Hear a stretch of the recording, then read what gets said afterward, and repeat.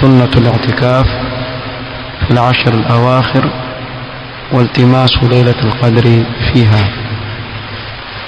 سنة ya kufanya i'tikaf katika masiku 10 ya mwisho ya mwezi wa Ramadhan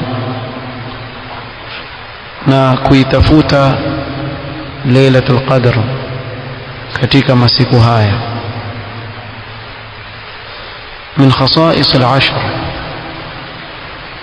الاعتكاف فيها، والاعتكاف سنة ثابتة بالكتاب والسنة وبإجماع الأمة. katika mambo yanayohusu siku 10 za mwisho za Ramadhani ni jambo la i'tikaf.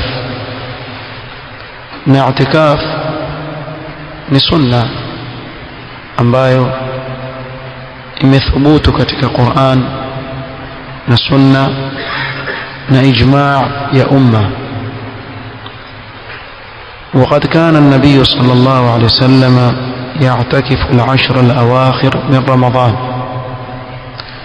نمتوم صلى الله عليه وسلم alikuwa akifanya i'tikaf katika siku 10 za mwisho za mwezi wa Ramadhani, illa an yakuna sallallahu alayhi wasallam musafiran fi jihad fi sabilillah lighazwin wadhālika liltimasi mardati Allah tabaraka wa ta'ala, isipokuwa ikiwa mtume sallallahu alayhi wasallam yuko katika safari, basi ndio atakosa i'tikaf.